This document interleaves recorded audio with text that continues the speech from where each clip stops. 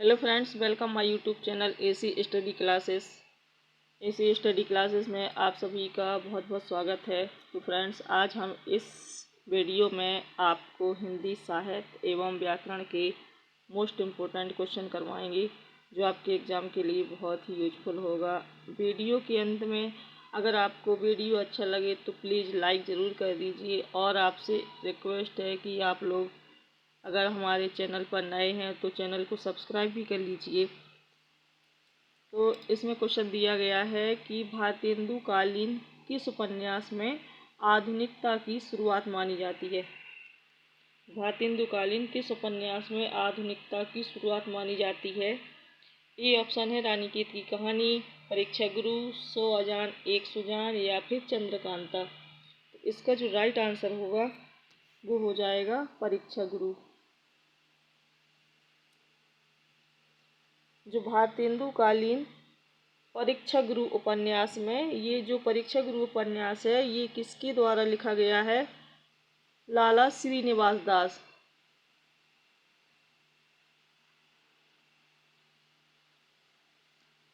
लाला श्रीनिवास दास।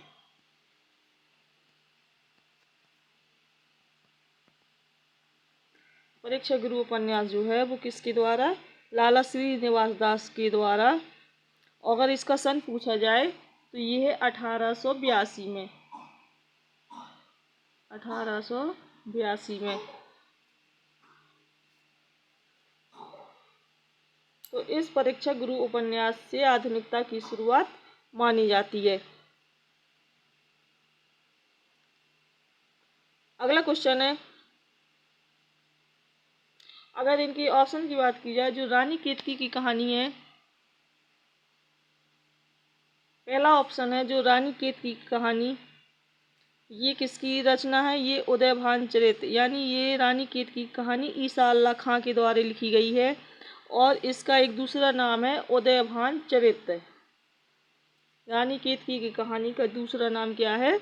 उदयभान चरित के नाम से भी ये जानी जाती है, और इसकी जो रचनाकार है ईसा अल्लाह खां। जो 100 अजान एक सुजान है, रचना है 100 अजान एक सुजान, ये बालकृष्ण भट्ट की है।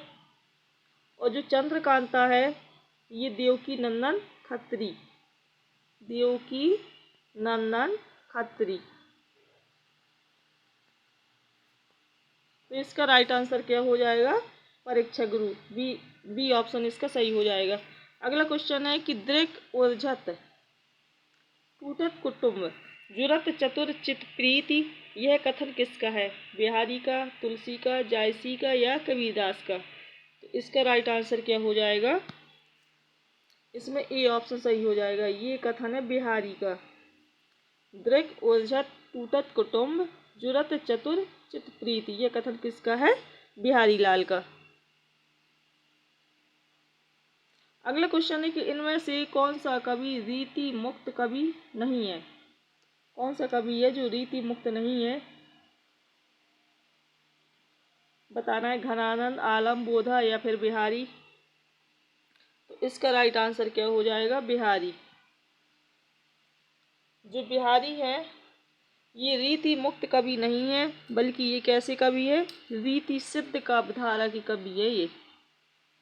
रीति सिद्ध।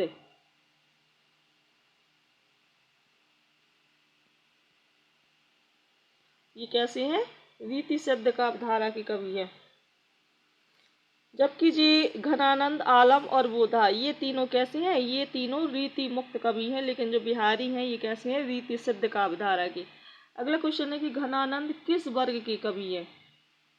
अभी हमने अगले पिछले क्वेश्चन में पढ़ा कि घनानंद किस वर्ग में आते हैं? रीतिबद्ध, रीति मुक्त, रीति सिद्ध, या फिर छायावाद। तो राइट आंसर इसका क्या हो जाएगा? रीति मुक्त। बी ऑप्शन सही हो जाएगा। अगला क्वेश्चन है कि रामचंद्रिका किस कवि की कृति है? जो रामचंद्रिका है ये किसकी रचना है? पद्माकर, देव, केशव, या फिर बिहारी? राइट आंसर क्या हो जाएगा? केशवदास। रामचंद्रिका की जो रचनाकार हैं वो कौन है? केशवदास।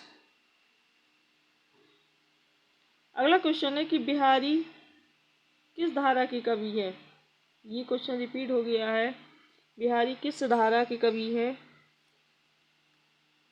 इसका आंसर क्या हो जाएगा। जो बिहारी हैं ये कैसे हैं, रीति सिद्ध कवि। ये ऑप्शन इसमें सही हो जाएगा।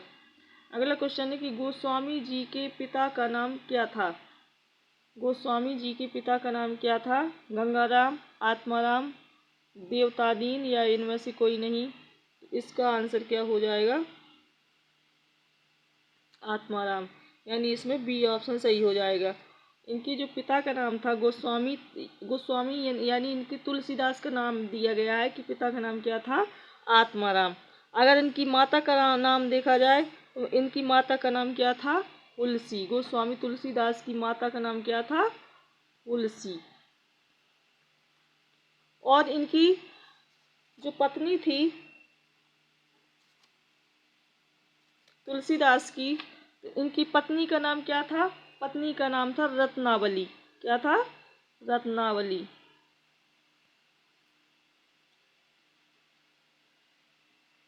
अगला क्वेश्चन है कि कृष्ण गीतावली की रचनाकार कौन है। तुलसी, सूरदास, कबीर, रामानंद। तो कृष्ण गीतावली के जो रचनाकार हैं वो है तुलसीदास। ये ऑप्शन इसमें सही हो जाएगा। तुलसीदास की 12 रचनाएं प्रमुख मानी जाती हैं। कितनी, 12 रचनाएं। अगला क्वेश्चन है कि कबीरदास के गुरु कौन थे। जो कबीरदास के गुरु थे कौन थे, तो देखिए इसमें ऑप्शन में नहीं दिया गया है, तो इसमें ये क्वेश्चन ही रॉन्ग हो जाएगा, क्योंकि इसमें गुरु का नाम चारों ऑप्शनों में नहीं दिया है। कबीरदास के जो गुरु थे वो गुरु का नाम क्या था, रामानंद। अगर ऑप्शन में कहीं रामानंद दिया होता तो रामानंद सही हो जाता। अगला क्वेश्चन है पद्मावत को समासोक्ति किसने कहा। पद्मावत को समासोक्ति किसने कहा। गणपति चंद्र गुप्त ने, आचार्य रामचंद्र शुक्ल ने, माता प्रसाद गुप्त ने या राम कुमार वर्मा ने। तो पद्मावत को समासोक्ति किसने कहा है, तो ये कहा है मलिक रामचंद्र शुक्ल ने। जो पद्मावत रचना है ये किसने लिखी है, मलिक मोहम्मद जायसी ने। और पद्मावत को समासोक्ति किसने कहा है, रामचंद्र शुक्ल ने। बल्कि जब जो शंभुनाथ सिंह थे उन्होंने पद्मावत को प्रतीकात्मक काव्य माना है। किसने, डॉक्टर शंभुनाथ सिंह ने। किसने, शंभुनाथ ने। जो शंभुनाथ सिंह थे इन्होंने पद्मावत को प्रतीकात्मक काव्य माना। प्रतीकात्मक काव्य। अगला क्वेश्चन है कि अष्टछाप में कौन सम्मिलित नहीं है। कुंभनदास, चित्तस्वामी, केशवदास या फिर नंददास। इसका आंसर क्या हो जाएगा, केशवदास। ये अष्टछाप में शामिल नहीं है। अगला क्वेश्चन है सूरदास कौन सी धारा के प्रतिनिधि कवि हैं। कृष्ण काव्यधारा, राम काव्यधारा, संत काव्यधारा या सूफी काव्यधारा। जो सूरदास हैं ये कृष्ण काव्यधारा के कवि माने जाते हैं।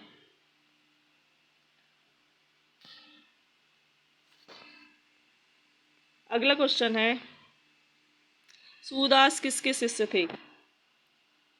वल्लभाचार्य, गोकुलनाथ, विठलनाथ या फिर नाभादास।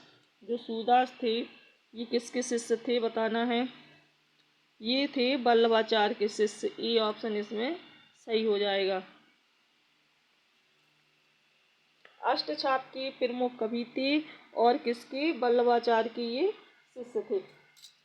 अगला क्वेश्चन है कि इनमें से पुष्टि मार्गीय कवि कौन है। सूरदास, कबीरदास, जायसी या फिर तुलसी। जो पुष्टि मार्गीय कवि हैं वो कौन है, सूर। ये ऑप्शन इसमें सही हो जाएगा। अगला क्वेश्चन है कि अजगर करे न चाकरी, पंछी करे न काम। ये किसने कहा, तुलसीदास ने, सूरदास ने, रैदास ने या फिर मलुकदास ने। इसका राइट आंसर हो जाएगा मलुकदास ने। अजगर करे न चाकरी, पंछी करे न काम, दास मलुका कह गए सबकी दाता राम। ये पूरी पंक्तियाँ किसकी हैं, मलुकदास की। डी ऑप्शन सही हो जाएगा। अगला क्वेश्चन है कि इनमें से जायसी की कौन सी रचना नहीं है। कौन सी रचना इसमें जायसी की नहीं है बताना है। आखिरी कलाम, अखरावट, पद्मावत या फिर चित्रावली।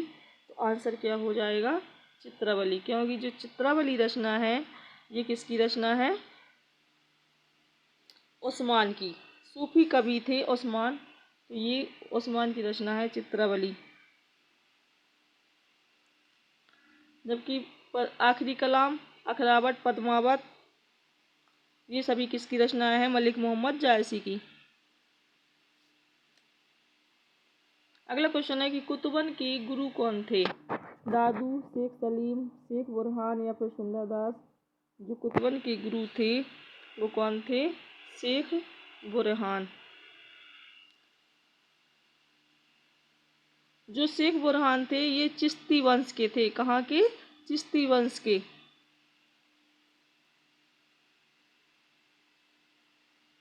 अगला क्वेश्चन है इनमें से कौन सी रचना आदिकाल की है बताना है। कौन सी रचना है जो आदिकाल की है। सूरसागर, विद्यावती, पदावली, बीजक, भ्रमर गीत। इसका राइट आंसर क्या हो जाएगा, तो ये हो जाएगा विद्यापति पदावली। अगला क्वेश्चन है कि संत काव्य नाम किसने दिया था। रामचंद्र शुक्ल ने, राहुल सांकृत्यायन, राम कुमार वर्मा, हजारी प्रसाद द्विवेदी। तो संत काव्य नाम किसने दिया, तो ये दिया था किसने, राम कुमार वर्मा ने।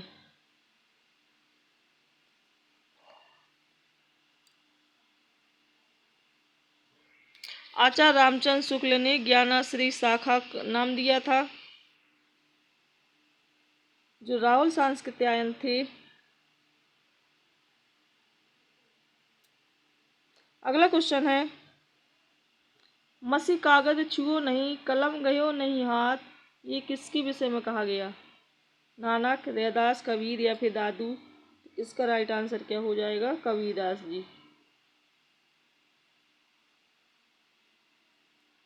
अगला क्वेश्चन है हिंदी के किस काल को स्वर्ण युग कहा जाता है। किस काल को स्वर्ण युग कहा जाता है, छायावाद, रीतिकाल, भक्तिकाल या फिर आदिकाल। इसका राइट आंसर क्या हो जाएगा, भक्तिकाल। भक्तिकाल को क्या कहा जाता है, हिंदी साहित्य में स्वर्ण युग कहा जाता है। अगला क्वेश्चन है कबीरदास की मृत्यु कहाँ हुई थी, काशी में, मगहर, बनारस या फिर इलाहाबाद।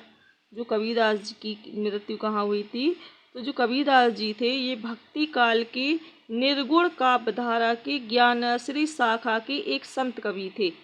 इनका जन्म तो हुआ था 1398 ईस्वी में। इनका जन्म काशी में हुआ था और जो मृत्यु है ये 1518 ईस्वी में कहाँ हुई थी, मगहर में। यानी इनका बी ऑप्शन सही हो जाएगा। कबीरदास जी की मृत्यु कहाँ हुई थी, मगहर में। और सन कितना था, 1518 ईस्वी में। और जन्म कहाँ हुआ था, 1398 ईस्वी में काशी में हुआ था। अगला क्वेश्चन है कि कौन सा काल आदिकाल का नहीं है। निम्न में से बताना है कि कौन सा काल है जो आदिकाल का नहीं है। वीरगाथा काल, गद्य काल, चारण काल या सिद्ध सामंत काल। तो इसका जो आंसर है वो बी ऑप्शन सही हो जाएगा, गद्य काल। अगला क्वेश्चन है कौन सा कवि आदिकाल का नहीं है। इनमें से बताना है कि कौन सा कवि है जो आदिकाल का नहीं है। तो चंद्रबरदाई, जगनेक, नाभादास या दलपति विजय। तो इसका जो आंसर है वो हो जाएगा नाभादास। जो नाभादास हैं ये आदिकाल का ये कवि नहीं है।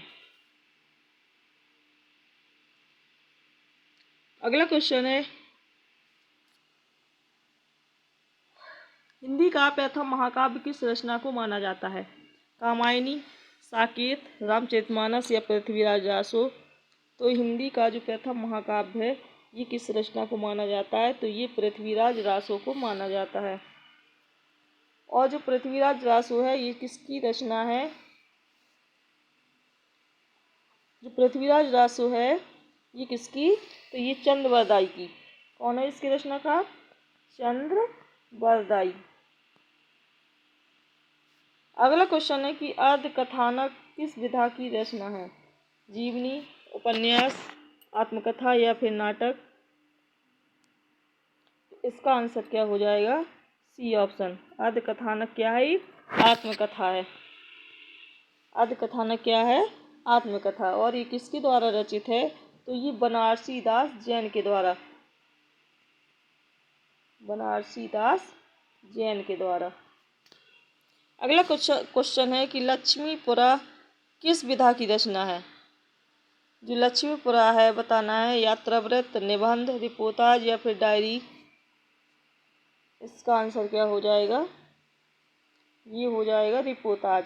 लक्ष्मीपुरा क्या है? एक रिपोर्टाज है।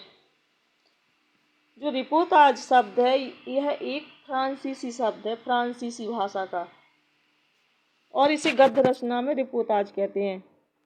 इसका अर्थ क्या होता है कि किसी आंखों देखी घटना का साहित्यिक शैली में कलात्मकता के साथ प्रभावशाली विवरण प्रस्तुत किया गया हो।